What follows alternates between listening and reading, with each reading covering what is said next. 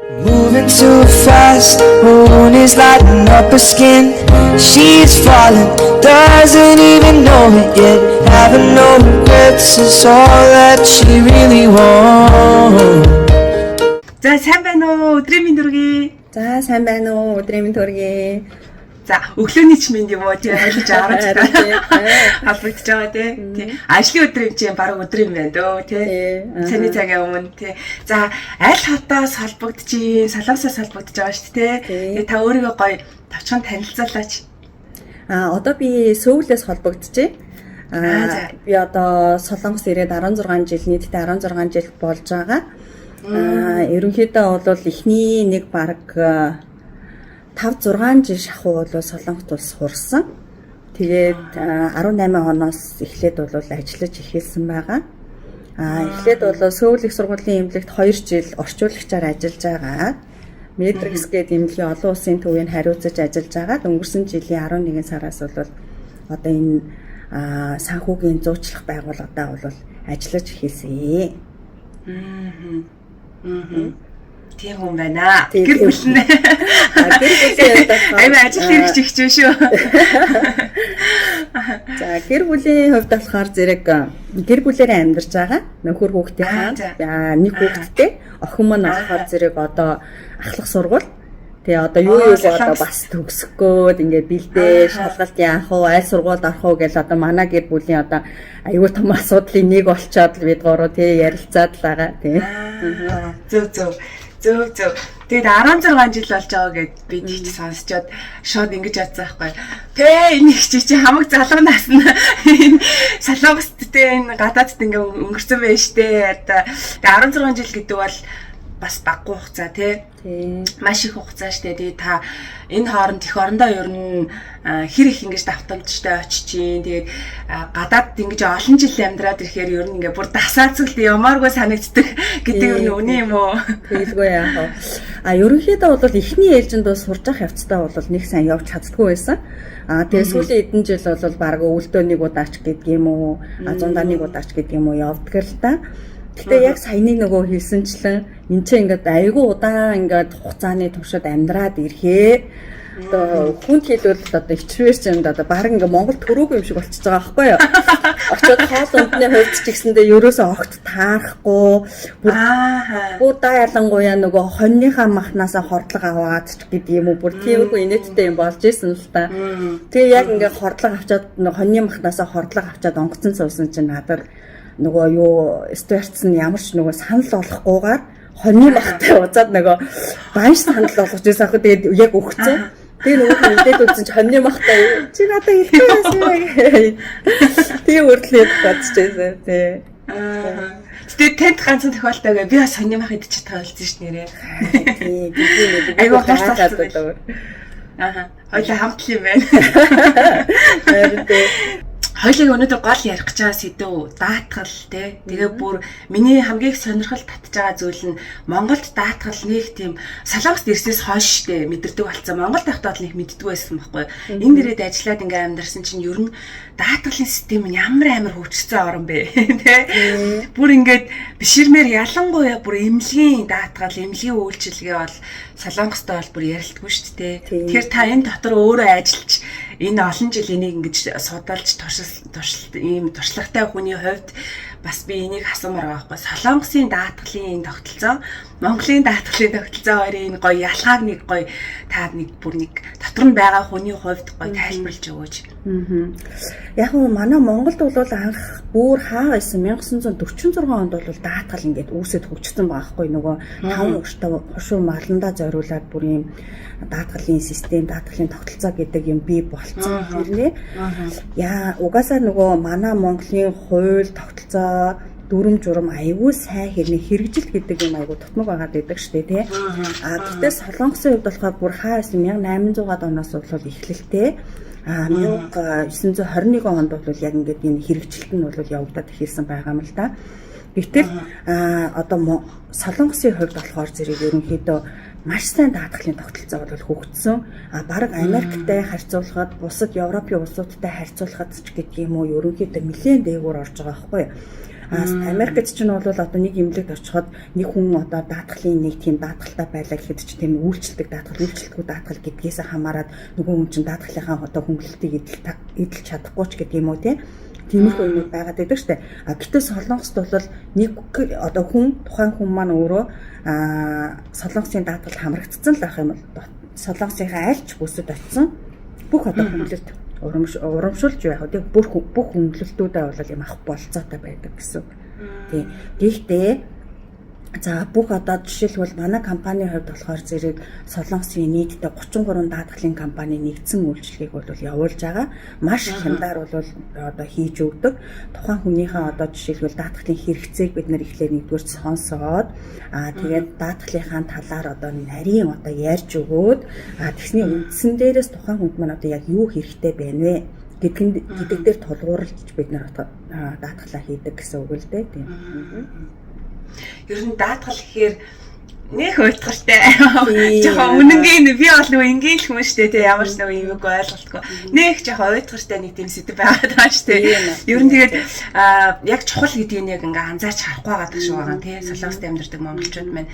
Тэгээд яг хөө ингээ зах зохиос нь ингээ олон жил амьдраад ирэхээр ер нь нэг үйлдвэрээ хасал гарах ч юм уу те ямар нэгэн одоо ажил хийж агаад осолдох ч юм уу эсвэл нэг эрүүл мэндийн асуудлаар одоо хаалгаанд орох ч юм уу те нэг тиймэрхүү үед бол зайлшгүй хэрэгтэй бүр ингээд ам авардаг зүйл бол яалтчгүй даатгал штэ те бүр ингээд буцаагаад даатгалаас баг ингээд 90% нэдрээ ордог байх жишээний зүйлүүд бас байдаг те тэгэхээр энэ талаар ер нь та ингээд олон жил Солонгост ингээд альчлал амьдрахаар чи мэдээж хэрэг одоо ингээд өвдөж зовсон хүмүүс туслаад би бол эмнэлгийн орчуулга эдгээр бол таны хийжлээсэн байх гэж бодоод байгаа байхгүй тэг хүнд туслаад ингээд явж л байсан байх энэ үед ингээд таны гоё даатгал хийлээч та нар даатгал хийлгэснээрээ нэг ингийн шүү гэд нэг гоё жишээ хэлээч одоо наа чиг сонирхгүй байгаа хүмүүст за жишээлх юм бол би одоо сүүл их сургуулийн эмнэлэгт 2 жил орчуулагчаар одоо ажиллаж авах явцад яг нь мэдрэгсийн хувьд болохоор зэрэг бол яг нэг чиглэлийн гэмтлийн эмнэлэг учраас бол нэг тийм даатгалын үйлчлэгээ бол ерөнхийдөө нэг тийм сайн мэдэгддэггүй байсан л та гэхдээ одоо жишээлх юм бол Монголоос ирж байгаа манай монголчуудын хувьд болохоор зэрэг ерөөсөө маш их хүнд өвчтөй хүмүүс бол Солонгосыг зорж байгаа шүү дээ. Тэгээ сүүлийн үед болохоор зэрэг хурд төрлийн өвчлөл дээрээс нь одоо хүүхдийн өвчлөл, хавдрын өвчлөл гэдэг юм бол зүгээр л ханиадны хэмжээд бол яригддаг болчиход байна. Гэтэл бид нэр өнөөдөр энэ өвчлөл магадгүй бидний чихэд маш хол сонсогдож иж болох юм те. Гэхдээ бид нар энэ болцсохгүй эрсдлийг хизээ яаж одоо болох вэ гэдэг талыг бол бид нар бол хэлж мэдэхгүй шүү дээ те. Тийм учраас хэрвээ одоо жишээлх юм бол гэр бүлийн нэг хүн одоо хүн дээр өвчлөө гэж бодох юм бол тухайн гэр бүл тэр чигтээ эдийн засгийн маш том хүндрэлд ордог. Тэгэхээр бид нар яадаг вэ гэхээр нөгөө байр орон сууц, машина дээрээс нь болохоор зэрэг нөгөө хандив аян өрнүүлэгч гэдэг юм уу те. Иймэрхүү байдлаар нөгөө эдийн засгийнхаа хүнд байдлыг болохоор зэрэг шийдвэрлэх гэж хичээгээд байдаг. Гэтэл солонгосчуудад бас үнэхээр энэ өвчлөл одоо байхгүй мó гэхээр үгүй шүү дээ. Мэдээж хэрэг энэ 50 сая гаруй тий хүн амтай энэ улсад бол тэр байтгаал одоо бүр өвчлөл тэр байтгаал ховор өвчлөл бол маш их байгаа. Гэтэл яагаад энэ солонгос хүмүүс яагаад бид нар шиг ийм эдийн засгийн хүнд байдалд ордоггүй юм гэхээр даатгалын систем гэдэг зүйл нь маш сайн хөгжсөн байдаг учраас бид нар одоо жишээлх юм бол эндээ найдаад одоо энэ одоо тухайн тулгуур нь болж өгч идэг гэсэн. Тэгэл эцэг эхчүүд нь баг хүүхдээ төрөнгүүд хүүхдээ мэдээчгүй хаад одоо даатгалд хамруулсан байдаг ч гэдэг юм уу те. Иймэрхүү байдлаар даатгалын систем маш сайн хөгжиж байгаа байхгүй. Тэгвэл мэдээж хэрэг нөгөө даатгалын систем чинь бүр хаа байсан 1921 оноос ингээ хөгжөөд ирсэн учраас одоо хизээ тэр хүн даатгал хийлгэжээ гэдгээсээ хамаарат сайн уу даатгал үйлчлэлгүй даатгал гэдэг юм байгаад байгаа байхгүй. Хичнээн солонгос хүн байсан ч гэсэндээ магадгүй тэр хүн 10 жилийн өмнө даатгал хийлгэсэн байх юм бол үйлчлэлгүй даатгалыг одоо тухайн үед хэрэгжижсэн даатгал өнөөдөр хэрэгжихэ болцсон ч гэдэг юм уу. Тиймэрхүү юм аваад явхад өөрийг ч мэдэхгүйгээр тэгэж аваад явхад магадлал өндөр байдаг гэсэн үг л дээ. Тийм тэгэхээр за яг манай Монголын хувьд болохоор зэрэг мэдээж хэрэг даатгал одоо үүсэж хөгжөөд одоо ард даатгалч гэдэг нь тэнгэр даатгал гэдэг ерөнхийдөө даатгалын мандал даатгал гэдэг ерөнхийдөө даатгалын компаниуд бол үүсэж хөгжсөн байгаа даа байхгүй. Гэтэл хэрэгжилт нь одоо яг энэ солонгосын хэмжээнд одоо явагдаж гинүү гэх юм бол бас үгүй байгаа даа. Тийм. Одоо Медриксийн хувьд бол Медрикс би ажиллаж байхад даатгалд хамрагдсан хүн, даатгалд хамрагдаагүй одоо нэг хууль бусаар амьдарч байгаа хүн хоёр ингээд ирээд эмчилгээ үйлчилгээ авах юм бол хоёр өөр ертөнцид байгаад байгаа юм шүү гэдэг байхгүй. Гэтэл нөгөө даатгалд хамрагдаж чадаагүй хүн маань болохоор зэрэг яадаг вэ? Одоо хязгаарлагдмал гэсэн. Өөрийнхөө эдийн засагтаа л тааруулж эмчилгээ үйлчилгээг авдаг. Одоо жишээлбэл тэр хүн одоо нуруу маш хүнд гэмтсэн байлаа гэж бодох юм бол тухайн хүнд одоо би эмчилгээ санал болгоно шүү дээ. Та одоо имра ингэж хийлгээд инким доншиж чинь бид нар зөв тогтоочих юм бол дараагийн эмчилгээ үйлчилгээний арга хэмжээ ингээд авах шаардлагатай байна гэх юм бол тухайн хүнд одоо 750 мянган вон ч гэдэг юм уу байхгүй байх магадлал маш өндөр байхгүй. Гэтэл тэр хүн одоо тухайн үед одоо за би эмчилгээг авах болёо гэл одоо өөрийнхөө яг эдийн засаг тааруулаад одоо явчихж байгаа гэсэн. А гэтэл даатгалтай хүн болохоор яадгүй гэхээр эсэргээрээ эмчилгээ үйлчилгээгээ өөрөө сонгодог гэсэн. Надад одоо жишээлбэл одоо нэг хагалгаа хийх одоо дурууны хагалгааны одоо төвшөнд яригдах юм бол за илүү хурдан одоо тий нэг тэнхрэг ямар хагалгаа нь вэ нэ дурангийн хагалгаа байж болно шүү дээ тий. Гэтэл нээлттэй хагалгаа дурангийн хагалгаа хоёрыг одоо дурангийн хагалгаа нь илүү хурдан тэнхрээд тухайн хүнд одоо буцаад нэг гарах сөрөх үр дагавар нь ч гэсэн баг гэсэн үг тийм үү. Иймэрхүү байдлаар буцаад нөгөө даатгалтай хүн чинь илүү нөгөө эрх мэдэлтэй ч гэхээсээ илүү тийм илүү одоо сонголт өргөнтэй байна гэж байгаа. Ялт ч шал өөр байдаг л да. Хүүхдүүд бол ялангуяа хүүхдийн даатгал дээр хэтэл ханиад гэл наацхийн одоо эмнэлэгт очиход л даатгалгүй хүн бол одоо эмчилгээ аваад гарахад нэг 40 мянган вон за төллөө гэдэг даатгалтай хүн бол 6,000 хавцаа тий. Тэгэхээр нэг юм энгийн амьдралд ойрхоноор бүр тайлбарлахад бол бүр ийм л ялгаатай байгаа шүү дээ. Даатгалтай даатгалгүй хоёр хүн. Монголд маань одоо яад юм бол Монголыг одоо бүр айгуу төсөөрчжээ. Монгол ер нь нэг иймэрхүү ханиад томон дээр ер нь яад юм бол даатгал хэр үйлчлэлтэй юм бол та зэрэг манай Монголын хувьд бол мэдээж хэрэг сайн дурын даатгалд бол тэр болгон хүмүүс нь бол хамрагдаж чадахгүй байгаад байгаа шүү дээ тий. Одоо жишээлбэл одоо тэр ард даатгал, тэнгэр даатгал, тэр мандал даатгал гэдэг одоо даатгалын компаниуд үүсэт хөгжсөн байгаа ч гэсэндээ Монгол хүмүүс яг одоо их нутагтаа бол яг ингээд энэ даатгалынхаа тогтолцооны одоо энэ хэрэгжилтийг сайн өөрсдөн дээр мэдрээч гэдэг юм уу энэ зүйл бол харьцангуй бага байгаа. Ойлголт бол маш бага байгаа гэсэн. Дээрээс нь одоо манай монголчуудын хамгийн их хэлбэгтэнд одоо төлдөг даатгал нь жолоочийн хариуцлагын даатгал, машины даатгал байна. Гэтэл нөгөө жолоочийн хариуцлагын даатгал, машины даатгал гэдэг юм маань эсрэгээрээ нөгөө тухайн хүнийг хамгаалах биш. Одоо тухайн одоо нөгөө жолоочд маань илүү нөгөө нэг тэр төлбөр нь илүү одоо хүндрэл учруулад байдаг ч гэдэг юм уу тийм. Зүгээр нэг юм төлбөр шиг санагдаад байдаг болцсон гэж ойлгож байна. Гэтэл бол яг үнэндээ бол жолоочийн хариуцлагын даатгал гэдэг зүйл одоо яг хэрэгжилтэнд Солонгос төр ингээд явагдаж байхад маш хүнд нөхцөл, маш их хэрэгтэй даатгал байгаа байхгүй юу. Жишээлх юм бол 2 жилийн өмнө 94 оны нэг залуу сүүлийн гудамжаар портортоо явж байгаад одоо Солонгос хүнд дайрахад нөгөө Солонгос хүн насарчж байгаа байхгүй юу. Гэтэл одоо нөгөө тохиролцооны хүн мэдээж хэрэг амнасаа алдчихж байна гэдэг чинь мэдээж хэрэг цаад ар гэртээ бид нар тохиролцоо хийж таарна шүү дээ. Гэтэл тохиролцооны мөнгө болохоор 80 сая вон хэмжилсэн байгаа. Дээрээс нь болохоор зэрэг өмгөөлөгчийн зардал гээд 50 сая вон бас хэрэг болсон. Дээрээс нь тэр хүн одоо тий автоэврийн юм осол гаргацсан учраас автоэврийн ослын бин торгуул гэж юм байгаа байхгүй юу. Тэр нь болохоор 30 сая вон хэмжилсэн байна. Гэтэл тэр сайхан залуухан залууд одоо энэ хэмжээний мөнгө бол гэрээний ажилтнанд яагаад яаж ч одоо тий байх боломжгүй шүү дээ тий. Тийм учраас нөгөө залуу маань ингээ баригдаад бүр цаашаа явчихж байгаа байхгүй юу. За хэрвээ одоо тэгээд тэр залуу маань одоо жишээлх юм бол энэ даатгал хийлгцэн байсан бол тий ийм айхтар нөхцөлд бол орохооргүй байсан байгаа. Гэтэл одоо ийм даатгал байдгийн шүү гэдэг мэдээллийг болохоор зэрэг манай монголчуудын хувьд болохоор зэрэг нөгөө хил усныхаа нэгдүгээр бэрхшээлээсээ болоод ч гэдэг юм уу. Дээрээс болохоор зэрэг үнэхээр энэ одоо даатгал гэдэг юм юу гэдэг юм бэ гэдэг нөгөө манай монголчууд даатгал гэхээр ерөөсөө л нүдэ хагалж ихэ бөглөждөг гэсэн. Өөрсдөөс огт хэрэггүй юм шиг ярина гэж ойлгодог байхгүй. Бид нар ч гэсэн одоо ингээ хүмүүстэй монголчуудаа даатгал ингээ тайлбарлах гад очихоор одоо тухайн хүнээс бид нар нэг сар болгол нэг мөнгө авах гээд байна. одоо яг одоо би гэдэг хувь хүн л мөнгө авах гэдэг ингэж ойлгоод байдаг. Гэтэл яг ямар одоо тэр хүнд нөхцөлд очицоход тэр хүнийг одоо тэр тухайн даатгал маань яаж хамгаалах уу гэдэг талаар бол анхны байдлаар бол ойлголт муутай байдаг л да. Гэтэл бид нар одоо нөгөө даатгалынхаа системийг тогтолцоог одоо ингэж танд үйлчлэхээ шүү. За ийм жишээнүүд байна гэд ингээд дэлгэрэнгүй тайлбар өгөөд онлайн нөгөөд ирэхээр эн чинь үнэхээр ийм хэрэгтэй байсан юм уу гэдэг ойлголт авдаг байхгүй. За нэг жишээ авъя л да хоёул ажиллавал. За би нэг үйлдвэрийн ажилтан байлаа гэж бодъё л да үйлдвэрийн ажилтан. За би өөр нэг машин авчлаа. За машин аваад би тантай холбогдоод за би одоо даатгалт одоо хамрагдъя. Одоо ямар гэх юм бол би жишээлбэл ямар даатгалаа сонголт хийх боломжтой вэ? За манай компанийн хувьд болохоор зэрэг даатгалын 33 одоо компанитай одоо хамтарч ажилладаг гэж түрүү хэлсэн шүү дээ тийм. Тийм учраас бид нар болохоор яадаг вэ гэхээр зэрэг одоо нөгөө эрсдлийн даатгал талдаа бид нар одоо харьцуулт хийдэг гэсэн үг л дээ. Тэгэхээр одоо бүх үнийн саналыг гаргаж ирээд тухайн харилцагчтай одоо үзүүлээд танд одоо аль үнийн санал нь тохирч ийнэ. Тэгээд дээрээс нь та одоо жишээлх юм бол зөвхөн одоо эсрэг талын машин, эсрэг талын хүн гэж даатгуулах уу? Нэг бол өөрийн талынхыгаа бас хамт даатгуулах уу?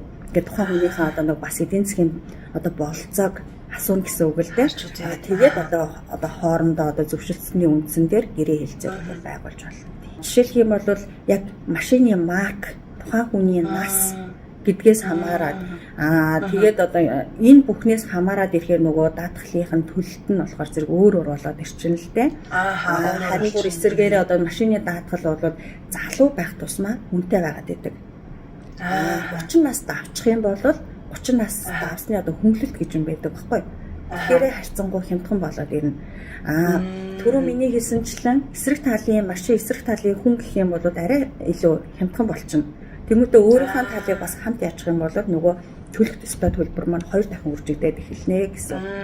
Гэхдээ илүү баттай болчихж байгаа тийм илүү аюулгүй.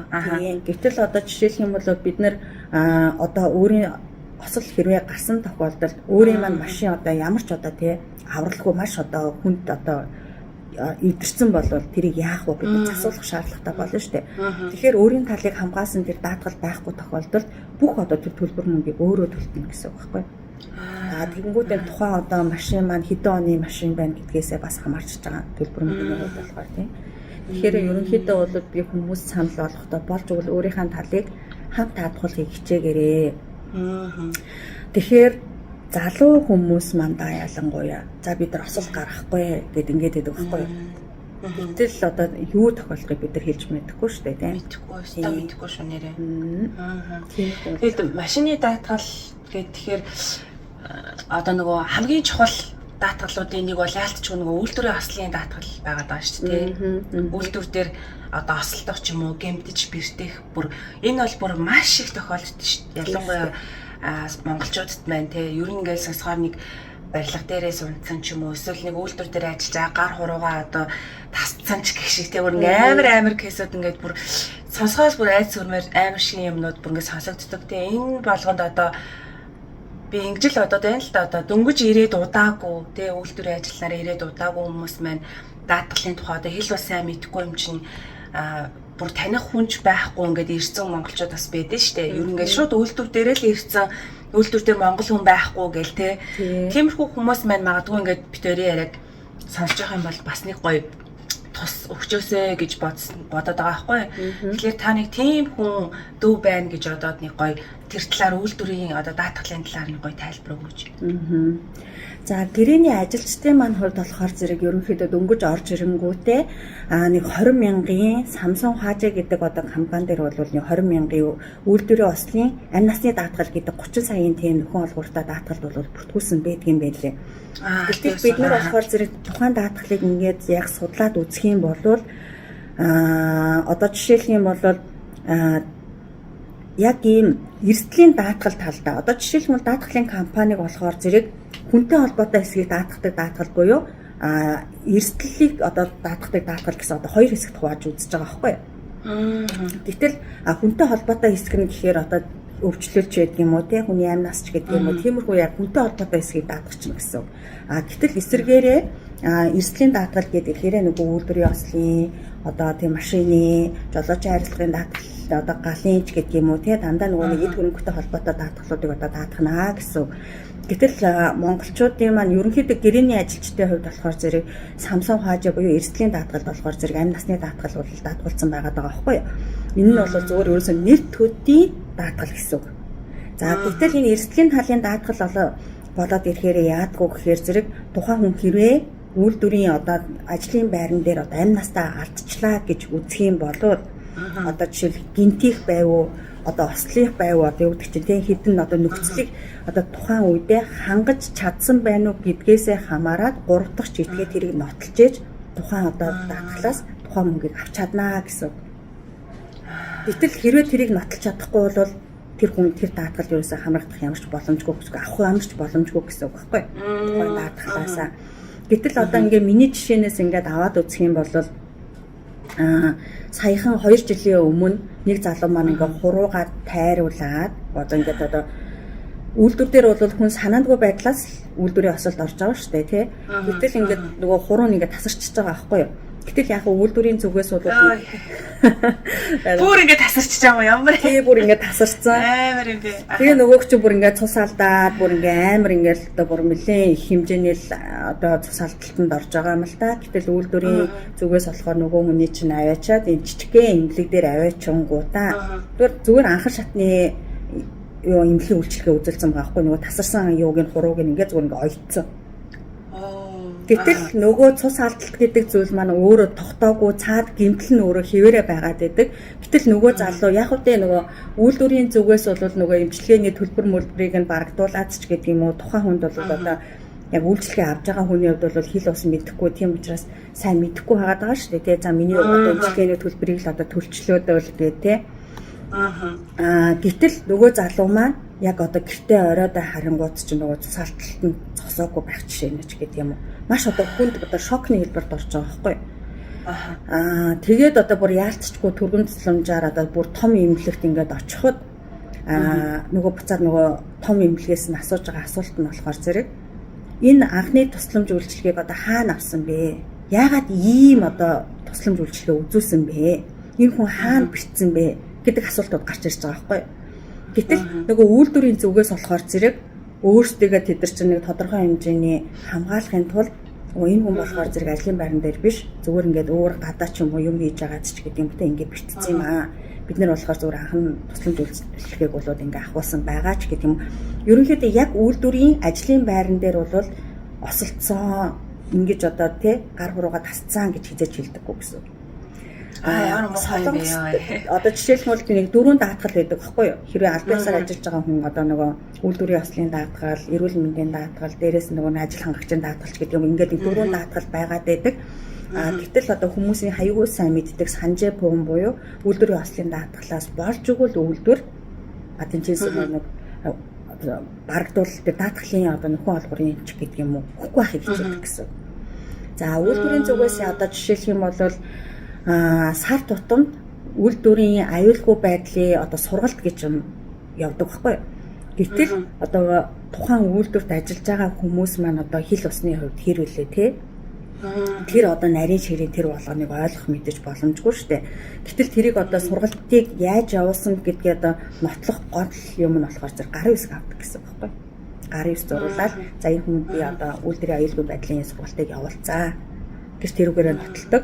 Дээрээс нь болохоор зэрэг үйлдвэрийн ерөөсөл хан сүв болгонд болохоор зэрэг тэр үйлдвэрийн ослын тэр ийм тохиолдол ингээ шүү гэдэг одоо тэр зааварчилгаанууд бол наалттай байгаа.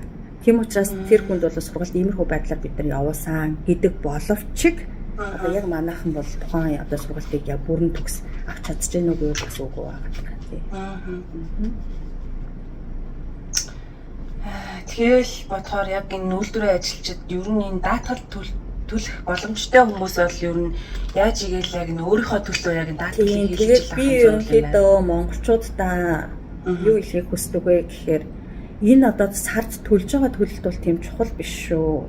Хэрвээ та одоо маш аюултай нөхцөлд ажиллаж байгаа бол Солонгост эрэнгүүтэл энэ даатгалын Солонгосын энэ даатгалын энэ одоо сайн хөгжсөн энэ үйлчлэгээс тодорхой хэмжээгээр ч гэсэн тий энэ одоо ийм хүнд нөхцөлд ингээд энэ үйлчлэгийг ингээд сайн аваасай гэж хүсдэг байхгүй юу.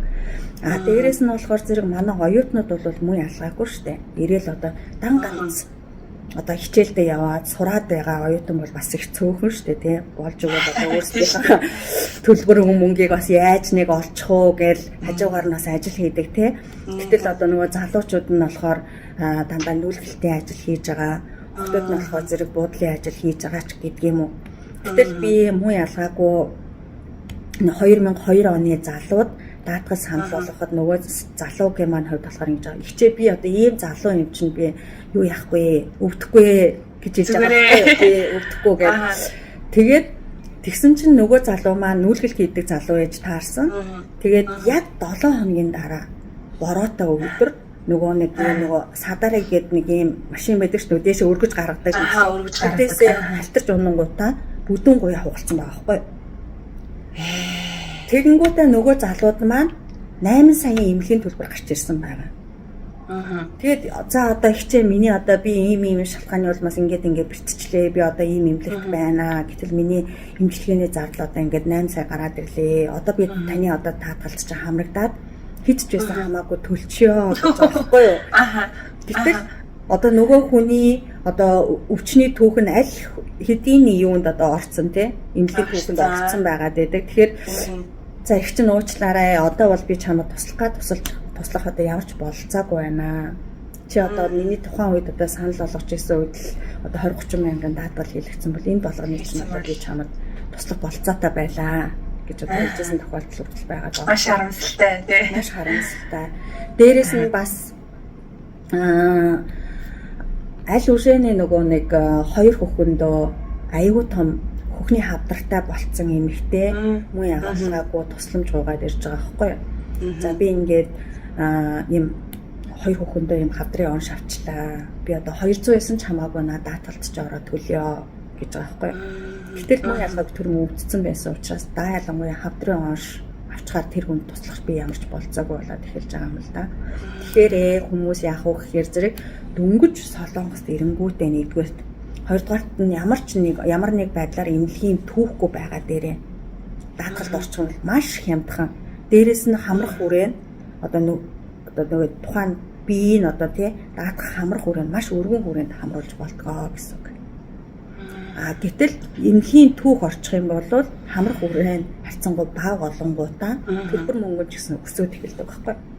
Тиймэрхүү юмнуудыг бас манай монголчууд мэдчихвэл бас зүгээр хаа гэж бодож байна.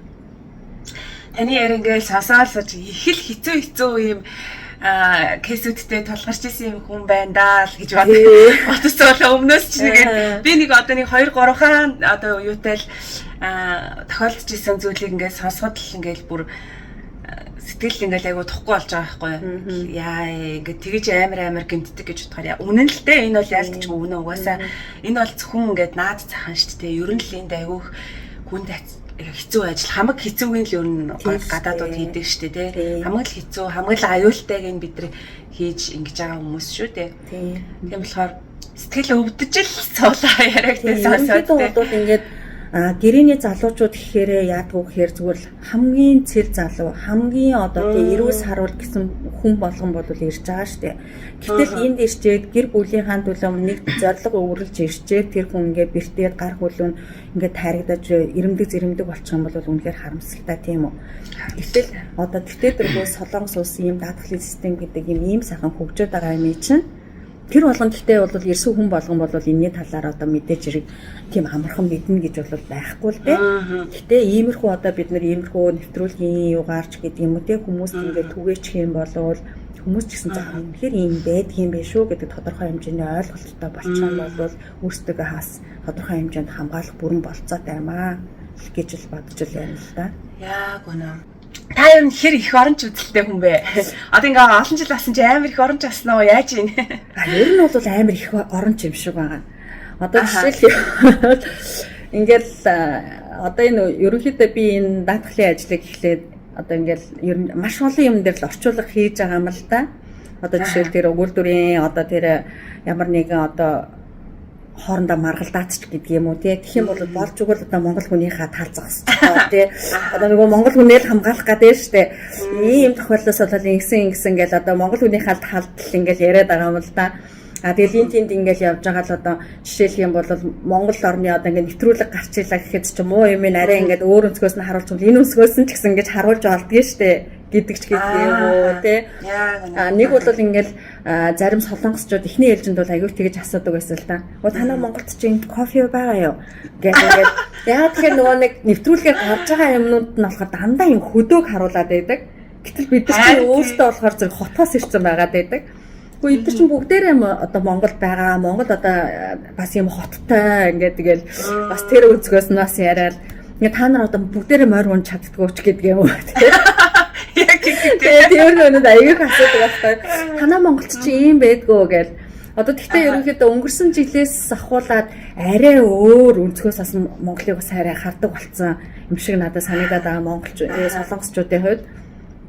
Маш их нөгөө нэг одуудч очиж одоо Монголд нэвтрүүлэг хийлээ шүү дээ тий. Тэгээд одоо гайгүй болоод тах шиг байна тий. Төсөөлттэй болоод тах шиг байл. Тий. Та түрүү хэлсэн шүү дээ ингээл янз янзын хосолд ороод ингээл гимтэж бэрцэн хүмүүстэй ингээл учирч байсан ингээл сонсоход ингээл би ингээл заарс игээл ингээл яг л хажууд ойрхон байдаг амьдрал ингээл сонсож байгаа болохоор ч тэр юм уу яг мэдрэмж ингээд яг байгаад байгаа байхгүй. Тэгээд эсрэг талаараа бас ингээд энд аюул олон жил ингээл ажиллаад амьдрал ингээл усын нугаал ясын дагаал явж байгаа хүний хувьд те бас нэг юм сэтгэлээс гардгуу нэг юм гоё одоо кестэй учирч исэн болоо ингээл гоё тусалсны дараа ч юм уу те нэг гоё үг хэлжсэн дараа нь ингээд та магадгүй ингээд жоохон сэтгэлээр унаал инкэрэ ч юм уу хин нэг ингээ энэ хүн тослох уу яах вэ чи хайд игдэн штэ хөө хүнтэйгээ нэг жоохон ингээл нэг зөрчиллөл тэр үедээ магадгүй ингээд тан ингээл ингээд ороод ирдэг нэг гоё кейс танд байдаг болоо нэг тийм хүн ингээд надад тэр үгийг хэлжсэн даа ч юм уу те тэгэхэд нэг юм нүдний харцсан нэг гоё инээгээд ингээд нэх гоё юм сэтгэл дүүрэл явцсан нэг тийм кейс бэст байгаа бол та хуваалцаач. Маш олон тийм кейсүүд бол байгаа. Одоо жишээлх юм бол би Мэдрикст ажиллаад ингээд нэг хүн бүр ингээд нуруунд ингээд одоо маш хүнд гэмтээд алхаж чадахгүй болтлоо болоод ирж байгаа байхгүй юу.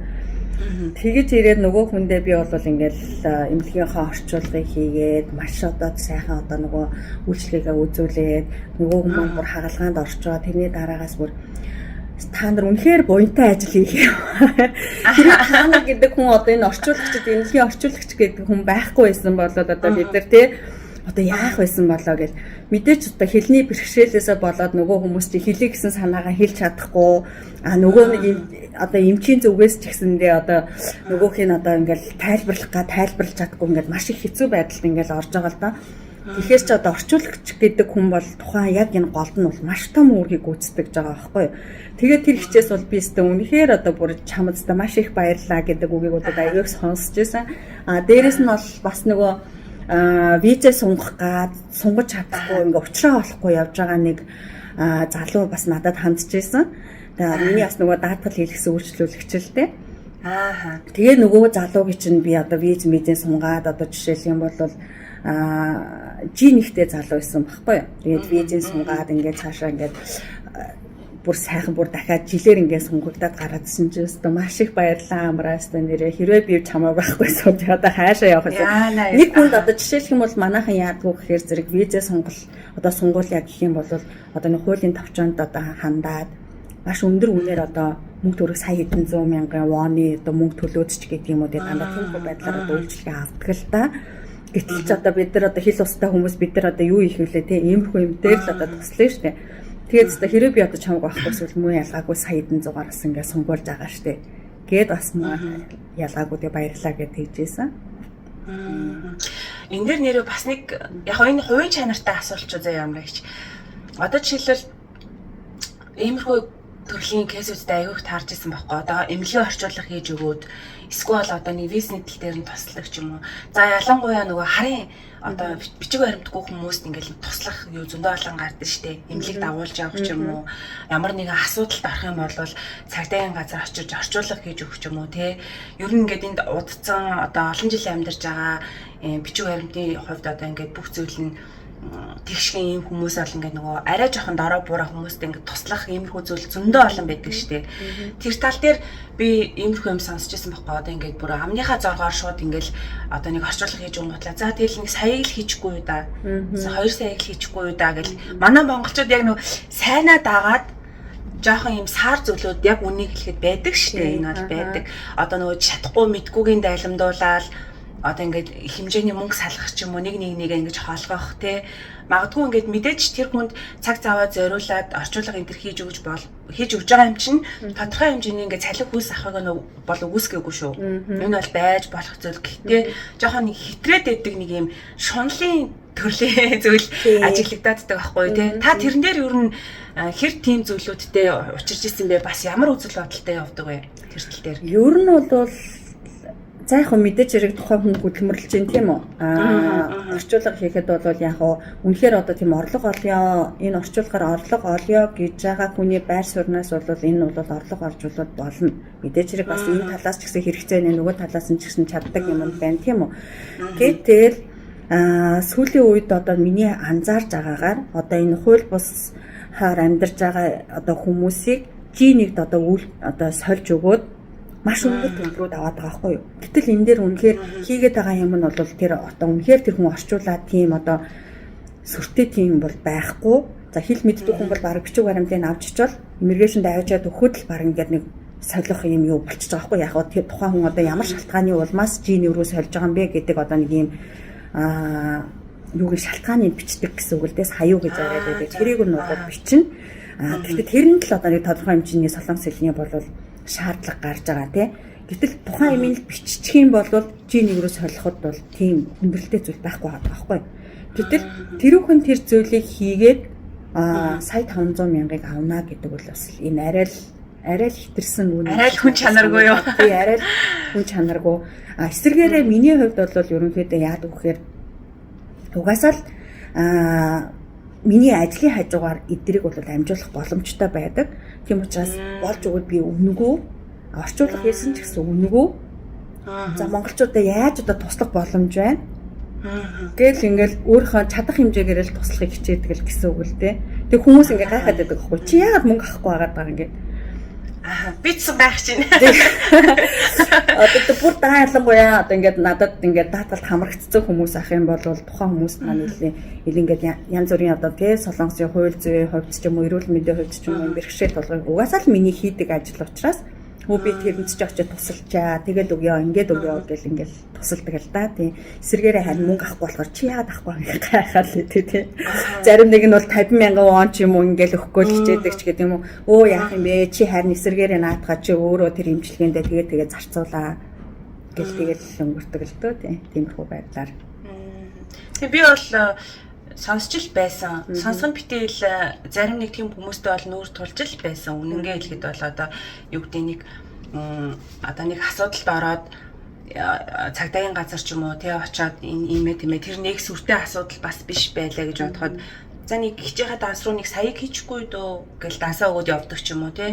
Тиймэрхүү хүмүүс бол солонгос зөндөө байдаг. Тэгээд яг хуу нэг тийм хувь хүний хүмүүжил одоо нэг өсгийн өлөн гэж ярьдаг штэ яг нэг хатуу хэлэхэд те өсгийн өлөн нь арилаагүй нэг тийм хүмүүс бол байдаг штэ солонгост одоо нэг дорой буурай хүнийг ингэж нэг энэ угаасаа надгүй болвол яаж чадахгүй байсан би энд угаасаа гарцаагүй тусалсан үнэн гэд те нэг юм шантаачилж мөнгө авдаг ч юм уу нэг тийм заваа тэрийг ингээ болгосноор баг дээр мийгээд байгаа байхгүй тий зүгээр би ямар ч шантааж хийгээгүй энэ хүнийг би заавал тэгж хэлээгүй гэд өөрийгөө ингээд өмөрөөд байгаа боловч нөгөө хүний талаас харахаар бол хөрхий минь яах ч аргагүй өхөөсөөр аргагүй нөхцөл байдалтай ч байх шиг тий би тийм хүмүүсийг яг хуу зориулж танаас энийг асууж авахгүй авах хэмжээгээр бол авч болно. Тэгээ нөгөө мэддэгт мэрэгэн цаохоор мэддгүү дээрэн цаохоор гихчээр. Гэтэл нөгөө үнэхээр одоо жишээлбэл хууль одоо тэр цагдаатай холбоотой асуудал болоод ирэхэд нөгөө мэддгүү хүний яг байр сууриас бол энэ чинь маш том асуудал болчихж байгаа шүү дээ. Тухайн хүн ойлголцоход тухайн юу яриад байгааг мэддэггүй те. Гэтэл нөгөө хилтэй устдаа хүний хувьд болохоор зэрэг зүгээр нэг өнгөцгөн юм яриад байдаг. Нөгөө энгийн юм яриад байдаг. Иймэрхүү байдлаасаа энэ давуу байдлаа ашиглаад за мэдээж хэрэг хэрвээ төлбөр мөнгө авах гэж байгаа бол нэг тий 100 200 цагийн мөнгө л авал та тий өдрийн орлого тий хэмжээний мөнгө бол авахыг үгүйсэхгүй шүү дээ. Тийм та байсан тухайн хүний одоо гэтэл тэр хүн сая вон олно гэдэг чинь тийм амар юм биш байхгүй. Сая вон гэдэг чинь тийм мөнгө биш байхгүй тий. Тухайн яг одоо нэг гэтэл тэгж сая вон хэмжлэн гэдэг бол арай л хүн ёсгүй юм уу да, хүн чанаргүй юм болов. Ой шударгал байл та тий одоо за би 2 цаг орчуулга хийлээ гэж бодоход за 50,000 вон л авал та. Ихвэцтэй их мөнгө штэ 50,000 чинь тий. 2 цагийг зориуллаа штэ тэр хүнтэй хумсаа ингээд таны хэлдгээр нэг мэддэг хүнд чинь бол нэг хэцүү ажил биш штэ тэр чинь 50,000-д бол болж л байна.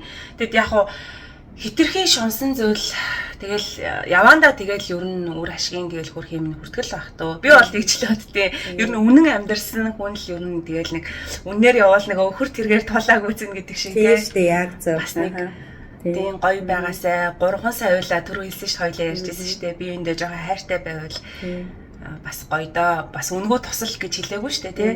Авах юм аваад тийм жоохон хүн чанартай байгаасай манайхан.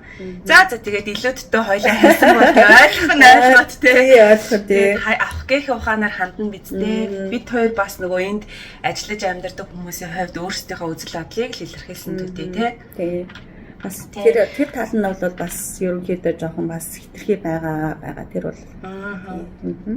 Хоёлоо даатгалын талаар нэлээд ярьлаа шүү дээ. Танд бас миний асуугаагүй даатгалын талаар бас ингээд энэ талаар нэг ингээд гоё хүмүүст ярьчих юмсан сайн мэдтгүү дээ гэд тэ.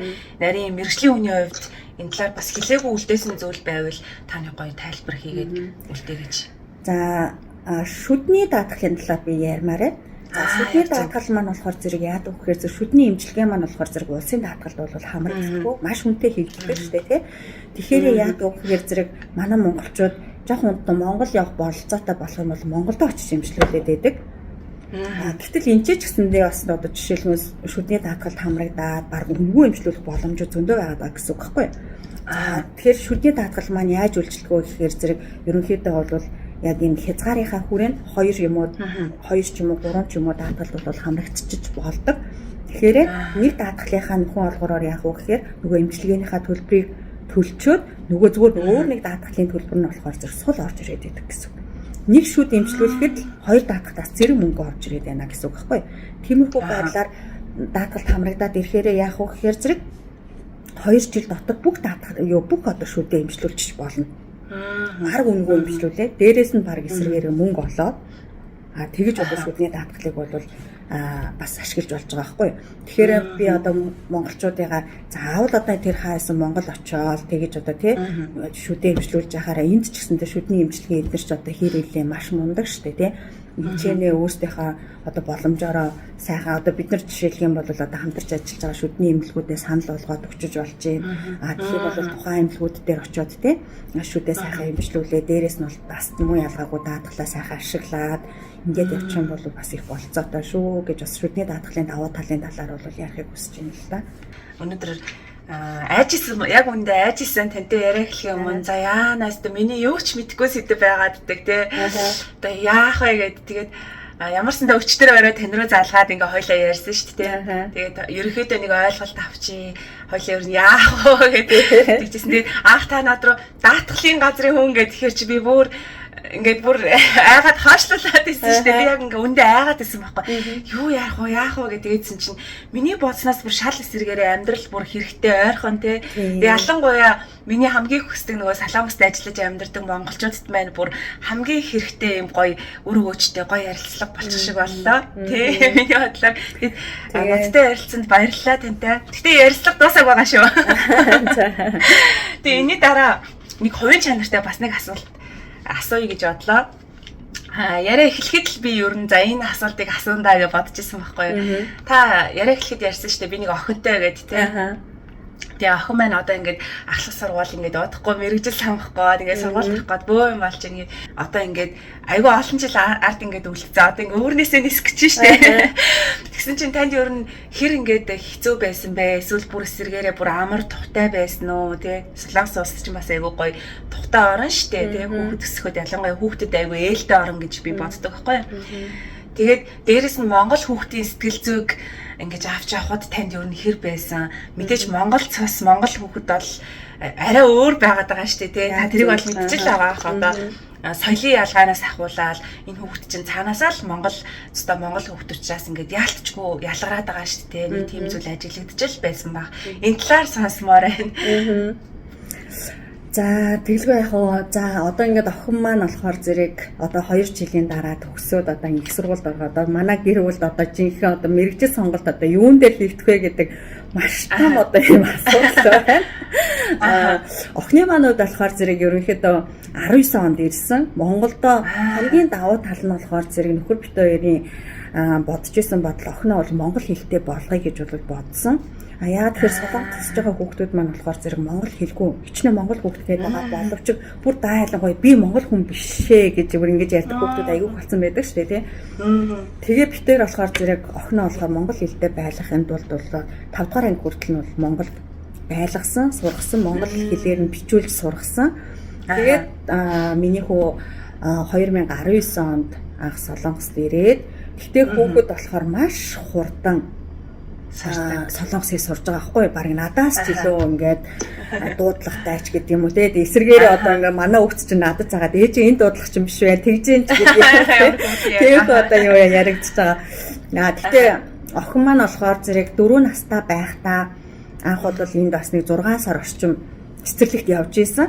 Тэгэхэд болохоор зэрэг би эдний бас цэцэрлэгийн тэр сургалтын тэр арга барилыг бол үнэхээр биширж исэн байхгүй. Бас муу ялгаагүй өнгөрсөн жил одоо манай дүүгийн хүүхэд энд ирээд нэг 6 сар гаруй муу ялгаагүй нэг цэцэрлэгт явхад тэр чинь нэг ойтой хүүхэд байгаа шүү дээ жоохон хүүхэд. Гэтэл тэр хүүхдэд үрсэлгээг яаж үрсэлгээ хийх вэ?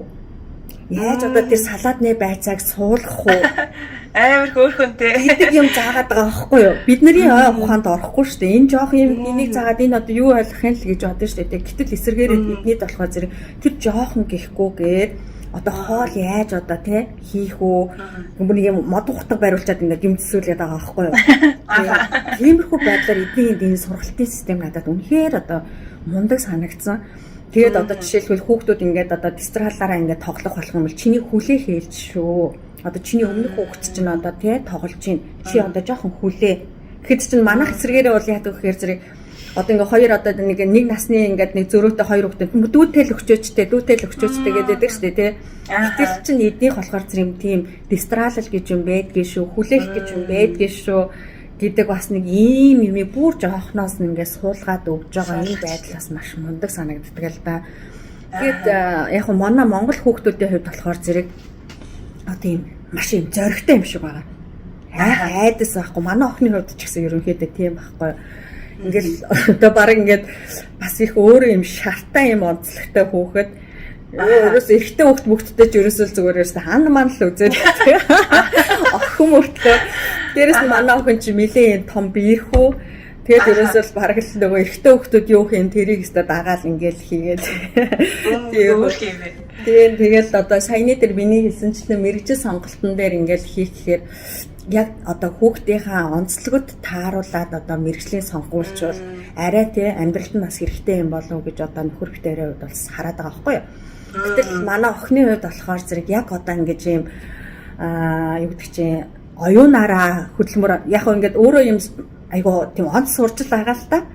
Гэхдээ яг тэр талаараа бас ингэ мөнгө олдог одоо юу гэдэг амьдрчих хүн юм уу гэхээ бас тийм биш юм шиг байна. Яг ингээд нэг юм суугаад ингээд яг нэг юм төвлөрөөд ингэдэг чанарын юм биш байгаа байхгүй юу? Маш юм хөөлдсөн юм урлагийн мэдрэмж талдаа илүү ийм байгаад байгаа. Тэгээд битээр бас тэр талын ингээд охиноо ажиглчаад за нэг болж үжигчин болох уу яалаа. Нэг бол одоо дуучин болох уу ч гэдэг юм уу те. Тиймэрхүү байдлаас нас ингээд хараад одоо энэ гэтээ одоо жишээлбэл жүжигчин боллоо гэхэд яах болч гэдэг юм уу ингээд манай гэрт одоо ингээд асуудал одоо ихэл байгаа тань л та. Өсвөр насны эмэгтэй хүүхэдтэй харьцах одоо ээжийн яриг сонсомоор байгаа байхгүй те. Яаж харьцаж ийн өөр нь л ингээд байлгаад ахын зөв юм шиг байна уу? Эсвэл бас нэг юм жоохон юм манайхан ярьдаг ш нэг жоохон диктатортай байна шүү чи жоохон ингэ шүү гэд те одоо ер нь тийм өсвөр насны охинтой ээжүүд ер нь яаж харьцуул зүгээр юм шиг тань санагдсан бэ? За яг тэр нөх шилжилтийн нас гэдэг юм. Одоо яг би бас бодоод идэх байхгүй. Одоо надад бол бас л муу ялгаагүй бид нар шилжилтийн нас болтгол байсан баг тийм үү. Гэхдээ бид нар болохоор тэрийг ерөөс огт санахгүй байгаа байхгүй юу? Манай нэг найз тэгээд бид нар ч одоо ингэ шилжиж мэлждэг байсан юм. Гэж ярьдаг байна. Бидний одоо тийм шилждэг юм одоо байсан юм болоо гэд. Үнэхээр одоо хүүхэд ингээ 11 насны ингээд сүүлээ болоод ирсэн чинь манай хүүхэд яг тэр шилж яг ингээл нэг өглөө ингээл хүүхэд маань аягүй хөөрх ингээ хүүхдэрээ ингээл байжснаа ээжээ аваа гэж ингэжсэн. Нэг өглөө басаад л бүр ингээл тис өөр авир гаргаал ингээл хаалга хаагаал шууд аав ээжийнхээ өвдөөс ингээл уурлаал. Тэгээ битээр ч гэсэндээ ингээл айгүй юм шокны байдалд орчлоо гэдэг. Юу болчих яав одоо энэ ч та гинт одоо ирээд энэ сургууль дээр асуудал үүсүү яав гэл ингээл яаж эхэлж байгаа байхгүй. Тэгэл нэг 2 жилийн хугацаанд бол одоо нэг манай гэрт чинь баг л ингээл асуудал үүсэж байгаа л да нэг удаа чинь. Тэгэл яг ээжийн хувьд болохоор зэрэг охинтойгоо илүү их ингэж тулхаасаа илүүтэйгээр аав нь тулах юм бол илүү зүгээр гэдэг юм лээ. Би бол тэгж л ойлгосон. Аав нь ингээл тулаал, аав нь одоо загнуулаад тий. Тэгээд одоо ивэр хилдэг бол ивэр хилээд бас одоо жишээлх юм бол тэр одоо хүмүүс суруугаа бодох юм бол охинтойгоо баг ингээл аав нь орж тэрийг ингээл бодож муудаад Таагаал аавын уртай байсан. Тийм ариг тэгж байгаа байхгүй. Тэгвэл нөгөө хүүхдээс маань надаас ингээд баг ингээд миний одоо өсгсөн хүүхэд биш юм шиг бүр ингээд амар хурц авир ингээд гарч ирж байгаа байхгүй. Тэгэнгүүт чинь би чинь одоо охиноо буцаад ингээд бас загнах хэцүү болчихж байгаа тий. Тэгэл нөгөөдөг чинь одоо бүр ингээд эсрэгээр та намайг ингэх юм бол би одоо ингэж цагдаа тгий шүү мэгээ шүү гэдэг ингээд бүр амар би бүр ингээд гайхах хөө гэж та тэгээ бид нар ч бол аав ээж байгаа тэгэж хуулийн байгууллага тэгнэ гинэ гэж юм ярихдаггүй шүү дээ. Тийм шүү дээ. Тэгэнгүүт чинь аав нь ороод ингүүт чинь аав нь арай өөр өнцгөөс хараад аавтайгаа ингээд тулаад ирсэн чинь яг тиймэрхүү 2 жилийг бол ааваар нь л би бол ерөнхийдөө тулуулсан. Аав л өстой мондог байжтэй тий. Тэгээд харин эсэргээр 2 жил өнгөрөөд одоо ингээд 15 насны сүүлээс болоод ирсэн чинь муу ялгаагүй нэг өглөө боссон чинь ээжээ гэд ороод ирж байгаа байхгүй. Ээжээ гэл тэгэл бүр эсэргээр ингээл би ингээл одоо орондоо хөвтөж явах юм бол бүр ингээл хажуугаар орж ирээл бүр ээжтэй ингээл наалдаал эхлээл. Бүр яг буцаа нөгөө хүүхэд чанар нь гарч ирээд байгаа байхгүй. Тэгэл ингээл ээжтэйгээ илүү их ингээл юм ярих гал. Одоо ээж одоо би ингэчих юм бол ийм надад туршлага байхгүй нь одоо ингэх юм бол би яах вэ гэл ингээл. Тэр бол би охиндоо бол юу гэж хэлдэг вэ гэхээр гэтээ тэргүүр ээж нь бол маш завгүй бол ажиллаж байгаа. Аав нь ч гэсэн маш завгүй ажиллаж байгаа. Миний бол үгүй одоо тий ингээд 15 6 ингээд хүрчиж байгаа учраас одоо өөрийнхөө бие даах чадварыг одоо сайн хөгжүүлэх хэрэгтэй. Миний хүүд одоо бие даах чадвараа хөгжүүлэхийн тулд тэ сул тал нь миний хүүд юу вэ? Энэ талаа миний хүү одоо сайн харж агаад тэгээ эсэргээрээ бол тэр тал дээрээ бол миний хүү ингээд ажилд сураа. Одоо жишээлх юм бол аав ээж хоёр нь одоо хамгийн наацхан гэр бүлд одоо тулгардаг л асуудал тий. За одоо ээж нь одоо жишээлбэл маш завгүй ингээд гэр орноо цэвэрлж амжихгүй байх юм бол миний хүү тий өөрөө мэдээд одоо ингээд гэр орныхаа асуудлыг шийдээд ингээд байгаараа гэдэг ингээд ярьцгаар харин тийм ээж миний одоос нэг энэ тал би бас нэг жоохон залах байна ч гэдгийг нөгөө өөрийнхөө эсрэг дата өөрийнхөө нөгөө одоо жоохон сул талаач гэдгийг ээжтэй хэлэнгүүт чинь энэ талаа ингээл айгүй хөөрхөн засаад эхэлдэг ч гэдэг юм уу. Ингээд хүүхэд ингээд хитрхээ ингээд бидний үед болохоор яадаг байсан гэхээр ярилцсан гэхээсээ илүүтэйгээр аав ээж нь ингээл ингээд зайна одоо чи яг тэг одоо чи яг тэдний үед яг ингэж гэрээ цэвэрлэл гэх ингээд тулгадаг байсан шүү дээ тий. Одоогийн хүүхдүүдийн хувьд болохоор зэрэг ингээд ярилцах нь айгүй их чухал юм байна. Дээрээс нь би болохоор зэрэг одоо ингээд даатгалын ажил хийгээд айгүй олон хүмүүстэй ингээд уулзаад ирсэн чинь би бол энэ одоо инсинүүдийг бол айгүй бишрээд байгаа байхгүй юу. Биднийг бодвол харж байгаа өнцөг маш өөр. Тэгээд дээрээс нь маш их нээлттэй хүнтэй харьцах чадвар маш өндөртэй. Дээрээс нь болохоор зэрэг энэ их мэдээллийнхаа хүрээнд бид нар болохоор зэрэг яадаг вэ гэхээр зэрэг одоо юм хүлээж авах чадвар нь арай өөр байгаа гэдэг. Би бол ингэж бодож байгаа. Одоо яхаа Монголын нийгэм одоо ингээд маш хүнд байна, хөгжихгүй байна, улс төр юм байна гэдэг ингээд хүмүүс ингээд хараад байгаа боловч бидний хойч үе маань арай өөр болж хөгжиж байгаа юм байна гэдэг бас нэг юм гой бас эерэг бодлоо. Тийм бодолтой. Энэ хүүхдүүдийн маань хувьд болохоор зэрэг хил усны хувьд болохоор одоо хятад хэлтэй хүүхэд, англи хэлтэй хүүхэд, орос хэлтэй хүүхэд энэ маш мундаг биш. Тэгэл эдгээр эсэргээрээ бид нар баг энэ хүүхдүүдээс суралцах юм маш их байгаа байхгүй юу? Тэгээ бид нар заахаасаа илүү тэгэхээр би бол охиноосоо бараг илүү суралцах юм баг илүү ихтэй байна гэж бол хараад байна. Би бол тийм учраас миний хүү за жишээлбэл миний хүү нэг шийдвэр гаргалаа гэж бодох юм бол энэ шийдвэрийг буцаад миний хүүд яаж нөлөөлөх вэ гэдэг талаас нь миний хүү хараарай. Хэрвээ миний хүүдээ үнэхээр энэ шийдвэр нь ингэж гаргачаа дараа гарах үр дагавар нь миний хүүд одоо тий сөргөөр гарлаа мууга юу эргээ гарлаа гэж миний хүү өөр хариуцлага хүлээж чадах юм бол хамаалал өөрөө шийдээд ингээд яваа гэд өөрт нь сонголтыг өгчдөг гэсэн. Тэгэх юм бол тэр хүүхд маань арай илүү юм хуцтай хандаж эхэлж байгаа байхгүй. Тэгэхгүйгээр эсрэгээр нь ээж аав нь илүү шийдвэрийг гаргаад читэг ингээд хаа бидний ингээд явж байгаа замаар яхаа нөгөө хүүхд чинь тархин илүү ажиллахгүй байх ч гэдэг юм тиймэрхүү юм надад санагдаад байдаг юм шиг санагдсан тийм.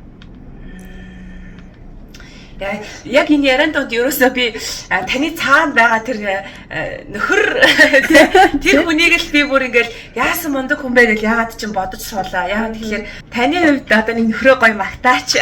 Яаж өмнө энэ олон жилтэй энэ эрэгтэй хүнийг тэгтээ бас ингэж бид нар чинь бараг зааж өгдөг шүү дээ заримдаа. Заагаад өгсөн байдаг шүү дээ. Тэгээ ер нь аль талтай байгаад тах шиг байгаа нэ. Энэ мундаг байх энэ юу бас эмэгтэй хүний бас нэг ухаан бас байгаад тах шиг байгаа. Энэ донд нэг өөрийгөө хайрлуулж сургаад байгаа шүү дээ бид нар чинь хэлээсээ тийм. Чи намайг ингэж хайрлуул би илүү ингэж гоё цэцэглээ шүү гэдэг нэг зааж өгчиж. Тэгвэл бол ирчүүд чи угаасаа тийм үстэй анханасаа нөгөө анх удаа л амьдарч байгаа юм чи эмэгтэй хүн бас яаж хайрлахаа мэдэхгүй залуу байхдаа тийм л хэлсэн байлгүй дээ тий. Та нэг тэр амьдралын туршлагаасаа яриач. Яаж ийм мундаг нөхөртэй болоо? Анханасаа ийм байв уу? Мэдээж анханасаа бол мэдээж зэрэг ингээл хоёр өөр одоо тий хүмүүстээ хоёр хүн л муу ялгаагүй гэрэлж байгаа шүү дээ бид хоёр. Тэгээ бид хоёр бол гэрэлжээд одоо би жирэмсэн 5 сартаа Монголд үлдчихсэн.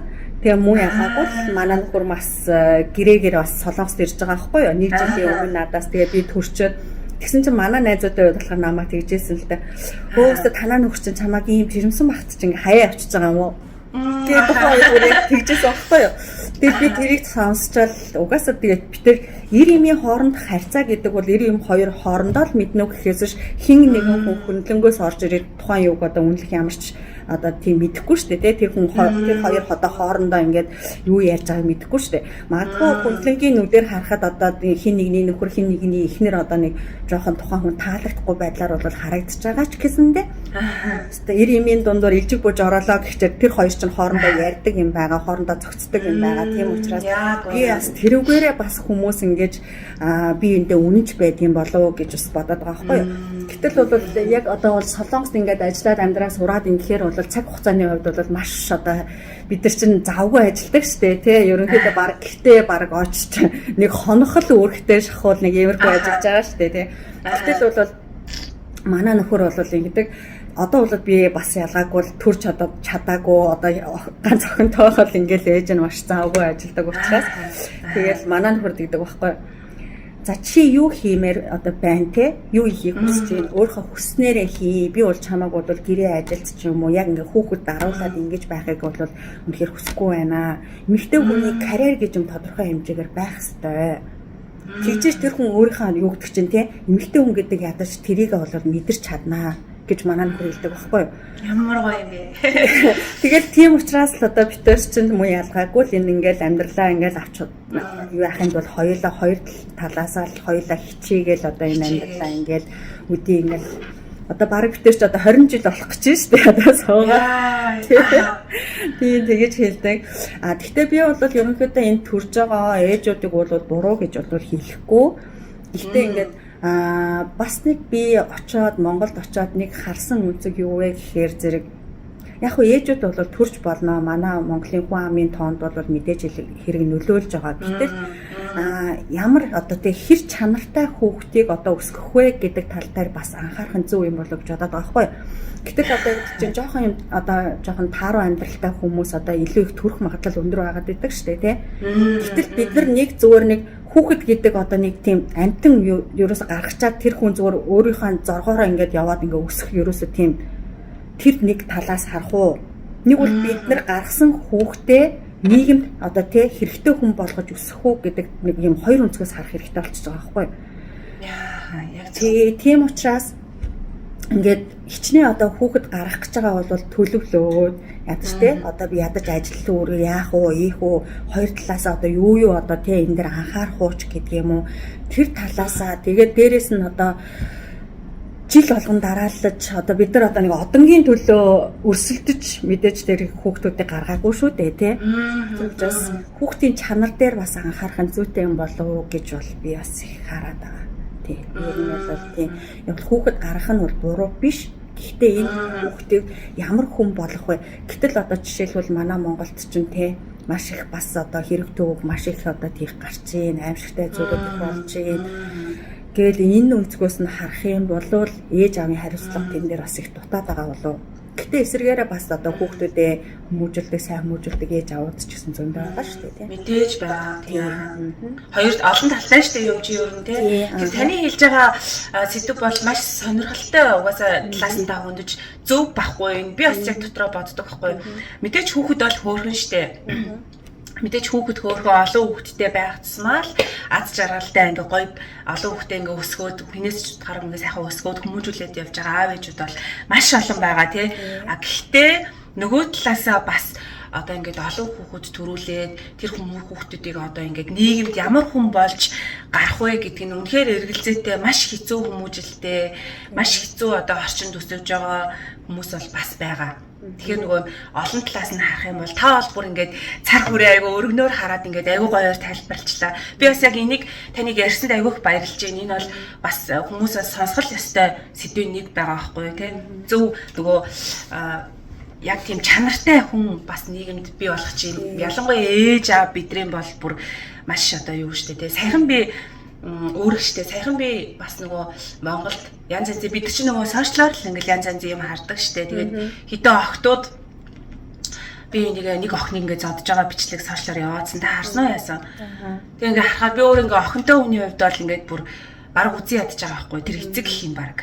Тэгээд тийм амар юм араатан шиг ингээд хүүхэд өсгөж хүмүүжүүлсэн байж штэ. Тэгээд одоо тэр хүүхэд тэр насандаа одоо тэгж байгаа юм чинь ингээд цаашаа засраад ингээд явж болно, засарч болно. Гэхдээ ер нь ингээд тэр хэдэн зуун хүүхэд тэгж бэлтгэгдэж тийм орчинд ингэж аимшигтэй хүн хайрлах сэтгэлүүгээр өсөж байгаа бол гэж бодохоор тэгээд тэр дунд миний ингээд нөгөө зөв хүмүүс амьгандаа л ингээд зөв хүн болох гэж хичээж байгаа тий тэр аав ээжийн тэр ариун нандин тэр сайхан хүүхдүүд ингээд бас тэр дунд ингээд нэг нийгэмд хүл алхаад тавиад ингээд алхаад амьдрна гэхээр сэтгэл үтгэхгүй байхын аргагүй зүйл шүү дээ тий. Тэгээ дандаа л сайхныг ярина гэж юу аах вэ бас энэ чинь хэдий ингээд сонсоход хэцүү ч гэсэн муухай ч гэсэн үнэн нь энэ юм чиндээ тий. Тэгээд чанартай иргэн бий болгоно гэдэг бол яг энэ байхгүй юу тий.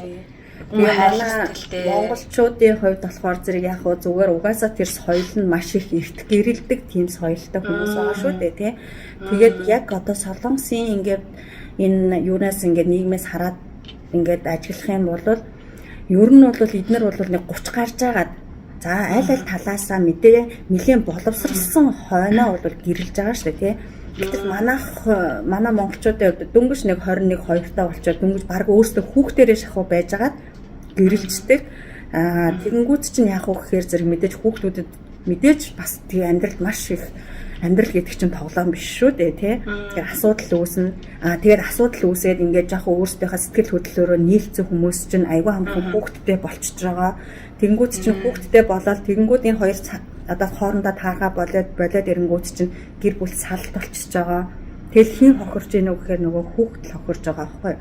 Тэгэхээр сүүлийн үеийн хүүхдүүдийг ч гэсэндээ гэр бүл төлөвлөгтөө ч гэсэн арай бас нэг өөр өнцгөөс арай боловсрсан хойноо ядаж те аль талаасаа эдийн засгийн жоохон бас юм хүчрхэг болсон хойноо бас гэрлэх юм бол илүү зүгээр юм болов гэж бас хараад байгаа байхгүй юу. Ерөнхийдөө Солонгост бол тэгдэг штэ те.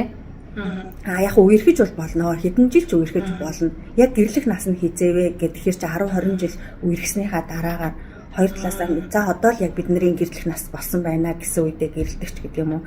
Иймэрхүү юм бас манай Монголд бас энэ талаар ойлголт бас арай дутуу бас байж магадгүй юм. Гэтэ яг та мэдэхгүй л байна л да. Одоо энэ чи 16 жил амьдэрсэн болохоор хүүхдүүдийн бас одоо сүүлийн үеийн хүүхдүүдийн бодол бас арай өөр болсон ч гэж магадгүй л хаа л да. Одоо бол Солонгост бол айгүй их тийм сурагчдын дунд бол би энийг одоо нөгөө дээрлэгч гэдэг юм уу тиймэрхүү юм аяг их байдаг байсан шүү дээ. Сүүлийн үед болохоор мэдээж хэрэг хууль аяг их чангараад тэр тал дээр бас аяг их одоо ингээд төвшөлтөд юмнууд явагдаад байгаа шүү дээ. Манай Монголд ч гэсэндээ магадгүй иймэрхүү бас хуулийн заалт байвал бас байх ёстой. Болохгүй гэх хэвзүүлгүй л болов гэж бодож байна. Тэгээд энэ хар тамхи их хэрэглээд байгаа энэ юмнууд болохоор зэрэг үзэж харж байгаа юмнуудаас нэгдүгээр хоёрдугаар гэх юм бол хамгийн хэрэгжилж байгаа хүмүүс нь хин гэхээр боломжийн айлын л хүүхдүүд байгаа. Тийм шүү дээ.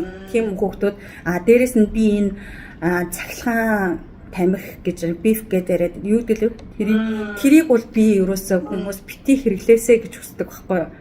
Харин тийм ээ. Тэрийг хэрэглээд ямар үр дүн гарч байгаа гэхээр өстө маш аимшигын ерөөсөө тэрийг хэрэглэж байгаа дуушхны одоо тэр чинь бол ерөнхийдөө ингээд тамхи гэдэг зүйл чинь өөрөө архинаас хортой гэж байгаа байхгүй юу? Бүх биеэр нөгөө нэг утаан ингэж явдаг. Тамхи татчихсан хүний хавдар одоо нөгөө арх ууж байгаа хавдар хоёр чинь архиных нь хавдар илүү хурдхан одоо юу гэдэг чинь дэмжлэгдээд байдаг. Тамхины хавдар болохоор бүр өсөрхийлэх чадвар нь арай өндөр байгаад байдаг ч гэдэг юм уу. Иймэрхүү байдлаас ажиглагдаад байгаа. Тэгэхээр бас нэг тийм хортой зүйлийг манайхан тэгэн одоо тэрийг хэрэглээд надад гоё харагдлаа гэдээ яхаа хүн эрүүл байх хэрэгтэй шүү дээ тий. Тийм шүү дээ. Тийм зүйлийг битгий хэрэглээсэй л гэж одоо энэ залуучуудаас уг нь бол хүсвэр байгаа. Тэгээд тийм бидний хүсгээр бас юу бишрлах л да. Тэгээд тухайн хүмүүсээс өөр ингэсэн байр суурь байгаа х тий. Ойлоо өнөөдөр юу ч ярьчих үгтэй. Бас олон сэдвээр л ярьчих. Аюу гой зүйл ярьчих шиг боллоо. Тэгээд авах гээхийн ухаанаар хандцаана үстэй. Тэгээд битэрийн гой үзэл бодлоо. Тэгээд тэнтэй тэгээд ингээд цаг гараар ярилцаад цахад бол бүр баг монтажлах юм олдохгүй. Би баг бүгдийг нь оруулах байх шүү.